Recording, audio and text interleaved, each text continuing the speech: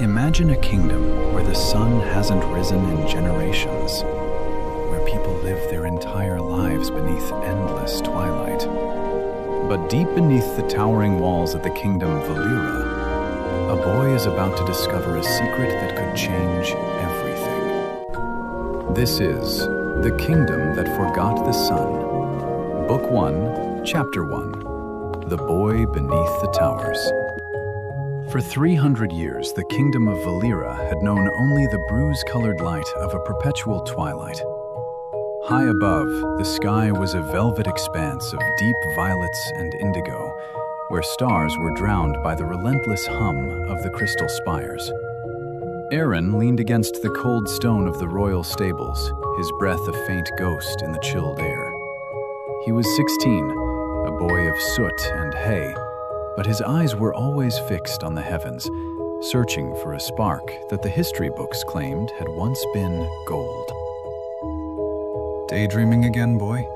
The Highguard stallions won't groom themselves," a voice rasped. Kalen, the master of the stables, emerged from the shadows, his face a map of scars and wisdom. Kalen didn't believe in the old myths, yet he carried the scent of ancient dust and forgotten things. Together they moved through the shimmering stone streets of the capital, where the ground itself seemed to pulse with a low magical vibration from the spires that kept the darkness at bay. Inside the stables, the air was thick with the smell of leather and the restless shifting of powerful beasts. Aren began his daily routine, running a coarse brush over the flank of a midnight black charger. His hands were calloused, his dark hair messy and flecked with straw. As he worked, he hummed a tune his mother had whispered, a melody about a sun that didn't just glow, but burned with a heat that could touch the soul. Kalen watched him from the doorway, leaning on a pitchfork. "There was a time, Aren, when the Sunkeeper was more than a bedtime story," he said quietly, his voice dropping to a conspiratorial whisper. "They say the Sunkeeper held a golden pendant etched with runes of living flame. It didn't just light the sky, it gave the people hope. But hope is a dangerous thing in a kingdom ruled by shadows." Aren reached into the pocket of his humble clothes, his fingers brushing against a smooth, sun-shaped coin he'd found in the gutters years ago. It wasn't the relic, but it was his tether to the impossible. He imagined the Sunkeeper's pendant, the golden runes glowing with a heat that could melt the permanent frost of Valyra. In his mind, the relic wasn't just gold. It was a key to a prison they had lived in for 3 centuries. High above the stables, on a balcony of jagged obsidian, a figure watched the boy.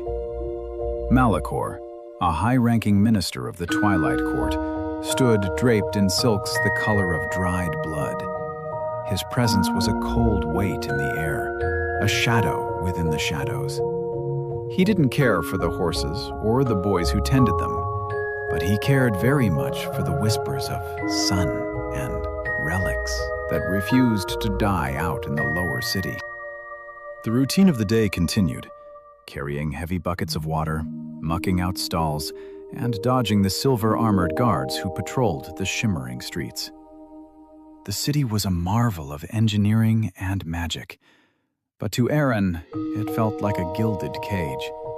Every crystal spire was a reminder of what they lacked. They had light, yes, but it was a cold, sterile imitation of the warmth the legends promised.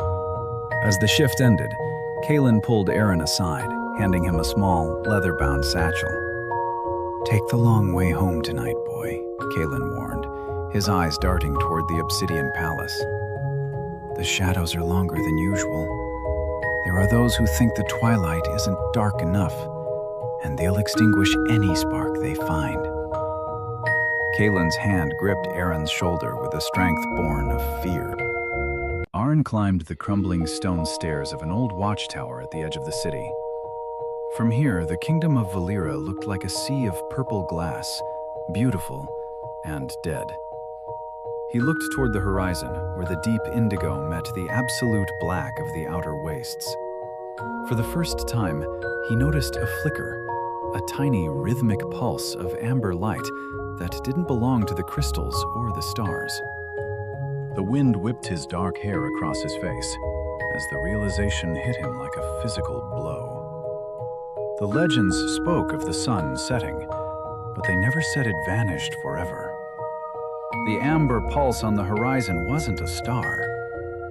It was a heartbeat. Aren gripped the sun-shaped coin in his pocket, his knuckles white.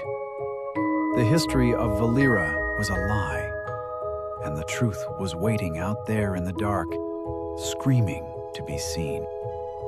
Aren kept staring at the dark horizon.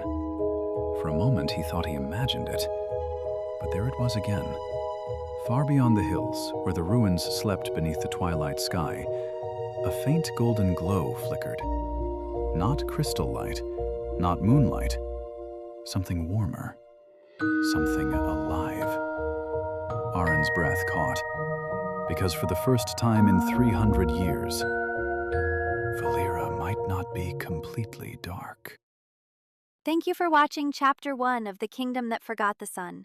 If you'd like to see the story continue, leave a thumbs up on the video. If the video reaches 200 likes, I'll create Chapter 2.